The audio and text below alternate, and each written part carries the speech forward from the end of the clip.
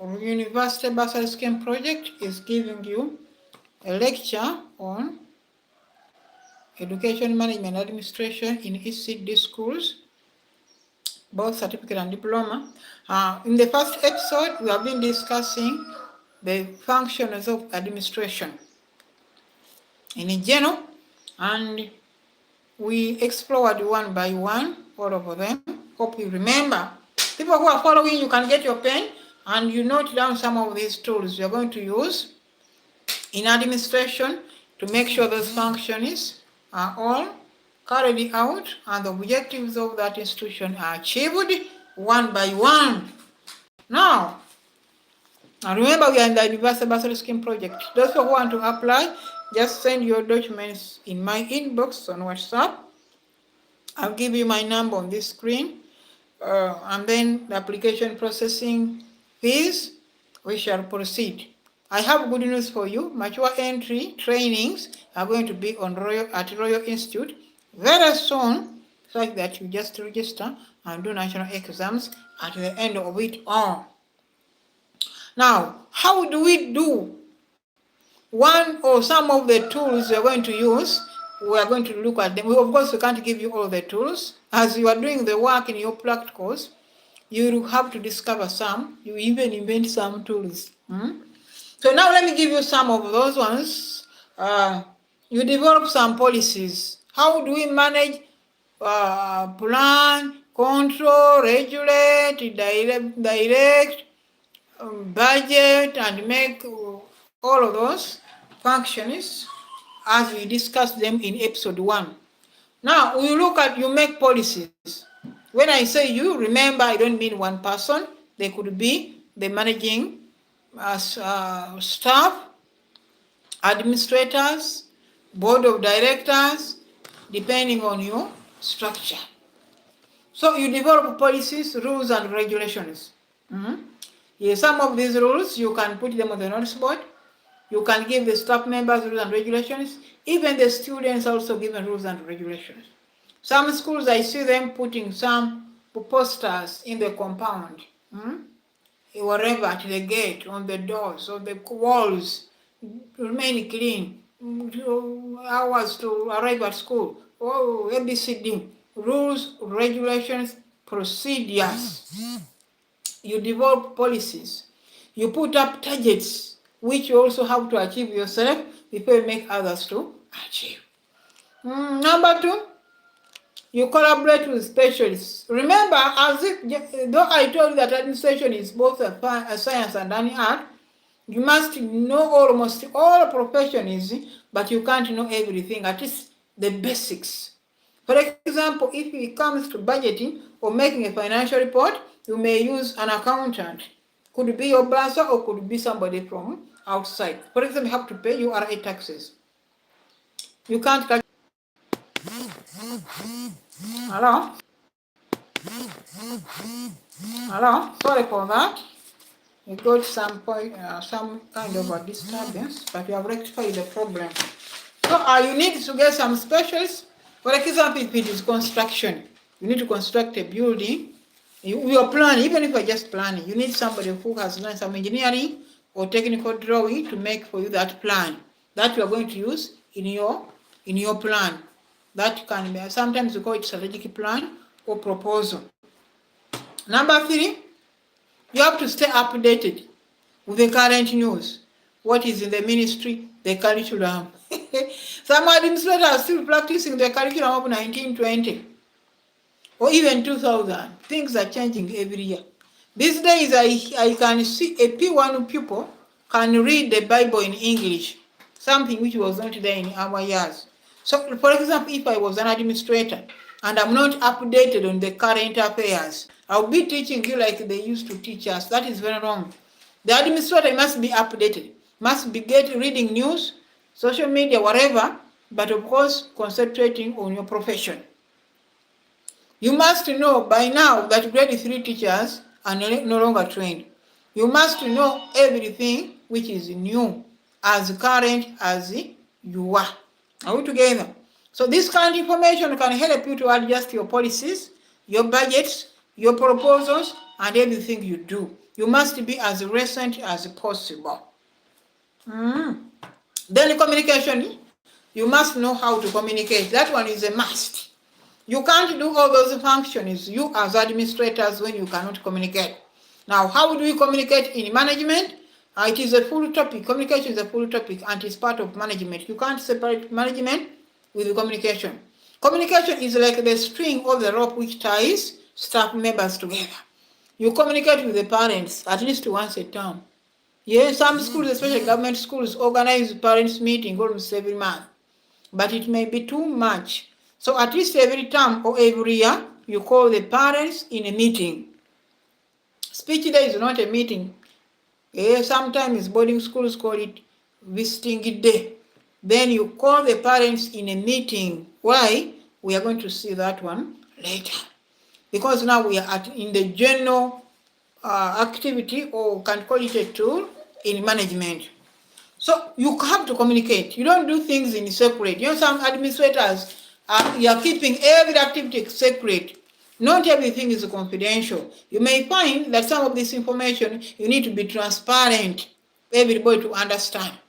You can also use the notes board so much.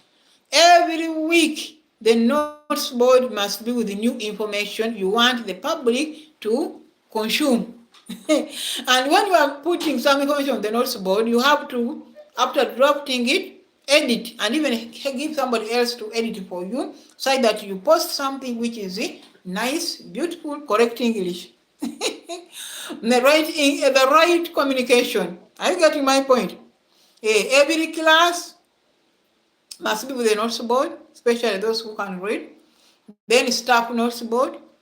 If it is specific for the staff, should be at the staff. There is a public notes board for even parents and visitors to read. There are also notes boards sometimes at the gate. There are notes boards in the administration block. Can put a notes board for students, different, depending on the size of the school. But you as administrators, you have to communicate using the notes board. It is usually made for that purpose of communication. Yes. Then sometimes we use, these days social media, we use it maybe between the staff members, but pupils in Africa, in Uganda, they are not allowed yet to carry phones, but I know with the time, they also be allowed to carry phones. When you are maybe communicating with the public or outsiders, you can use the radio. But internal communication is very, very important. Very, very important. You have to communicate. Then you have to organize meetings, several meetings, students' meetings, prefects meetings, staff meetings, administrators meetings, class meetings, subjects meetings, depending on the size of the school and the objectives. So communication must be part of management. You organize, you call, you do what. When you do, we come to that question of communication in the schools. We shall tackle how to organize meetings, manage them, how to write minutes, agenda. Don't think everybody can write minutes, my friend, especially technical minutes. But we shall handle that under the question of communication. Meetings, yes. Have you ever seen organizations without meetings?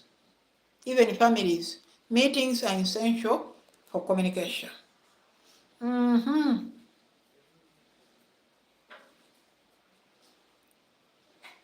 Then you create an environment for studying.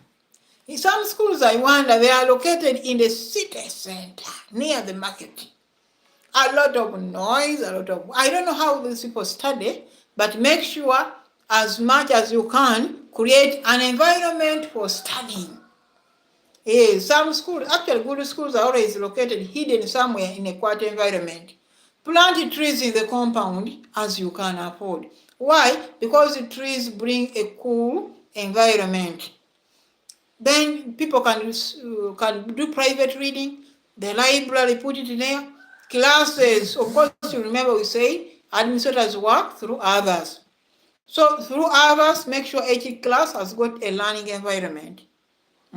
Some manila papers with some topics there, some timetable. Can you imagine some schools don't have timetables? You can find a school, they are in the middle of the term, There is no timetable. That we are making the timetable. Whoever comes, go to class, you teach and you come back. Whatever, is there a teacher and people? No, there is no teacher. Then you go and teach. Sorry for that. Somebody was calling. Please don't call me now. Give me some 20 minutes before you call. I'm live on YouTube in my class. So we were saying, as an administrator, these are some of the tools you can use to function very well, to be a very powerful administrator. You meaning is plural or singular. Now, we are talking about the creating an environment, a learning environment, so that when somebody comes to the school can know that this is a school or a bar or nothing. Decorate the school, make it attractive, make it as clean as possible. You cannot separate professionalism and cleanliness.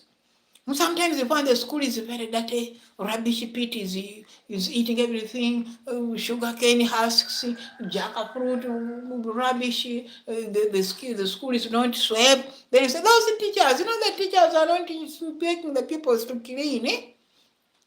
The responsibility is for you, the administration. You make sure the school is clean. Whether you get a broom and sweep yourself, whether you employ somebody to do it, it is up to you. Slashing. Well, some schools, the pupils slash. Some schools, we tell those people to bring slashers, especially boarders, even nursing schools. For us at our nursing schools, the students were bringing slashers and they're slashing.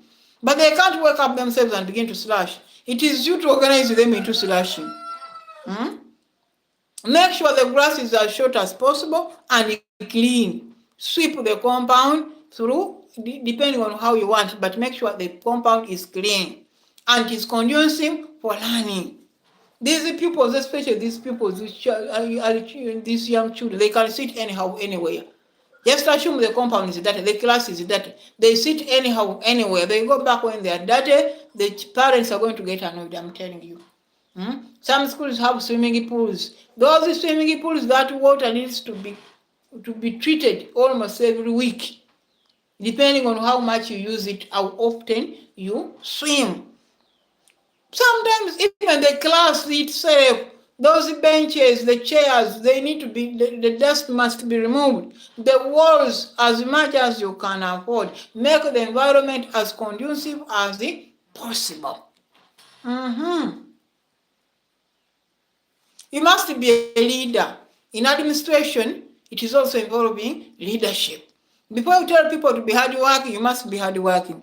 Before you tell people to come to school early, you must come earlier than them. That is also enough tool to make them to follow you because you're a leader. Before you tell them to be punctual, you must be punctual. Before you tell them to come daily to school, you must be also coming daily without missing. You can't tell them, you people have to teach preps when you are carrying your bag to go home. They will keep quiet, but they also follow you out. And to be very hard to make them to obey what you don't do yourself. That's why you can't be an administrator in a school when you are not a teacher. Because you can't know who is performing well and who is not performing well. Because you cannot handle yourself. So you must be a leader. Sometimes, even the teachers themselves, they are now like your children. Somebody was asking me yesterday, what if they are like my mothers? Me, I'm the teacher, but the other teachers are 50 years, 40 years. Here, we don't mind about the age. Respect the staff members, but make sure you take care of them. For example, a staff member is sick. You were telling them, work hard, come early. Now the woman or the man is sick. You have to take care. Sometimes it involves even taking them to the hospitals. You take care, take responsibility. Sometimes they don't have money. You give them advance. Also depending on the relationship you have with certain teachers. Don't go beyond the boundaries. You have to be criminal free. That is a must. And you're very representative. Or you respect yourself. Because you have to command respect. There's nobody who can respect you and don't respect yourself. Let me give you an example. You are the head teacher. You're a woman. You are putting on short dresses. You are laughing anyhow. You are playing anyhow. Nobody's going to respect you. And once they don't respect you, they don't respect your policies. You must be professional. Some of us are decent because of professionalism.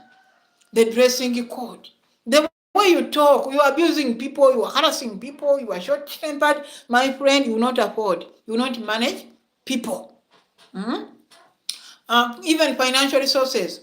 Some men, they are womanizers. You want to sleep with every teacher. You want to sleep with even the pupils. You are well famed. I'm telling you. You support them. Sometimes you can organize like speech days, day out with the teachers, workshops, etc. Those are some of the tools. Of course, I can't exhaust all of them. Thank you so much, people, for listening. Thank you for supporting us. Thank you for being with us. Those who want to join our classes officially, because for us now we are giving you tips. If you want to come to class, the online class, just send your application in my inbox on WhatsApp and I'll take you through. Today is Wednesday. By Friday, we shall not recruit a new student. But for mature entry, we are still receiving students. Within 2 weeks, we shall begin with the aptitude tests. May God bless you. Thank you so much. Universal Bursary Scheme Project at Royal Institute with the Naluma Sikelemi, broadcasting from the Earth City of Hoima, Uganda, northwestern Uganda, Africa, the Pearl of Africa. Welcome. God bless you. Bye-bye.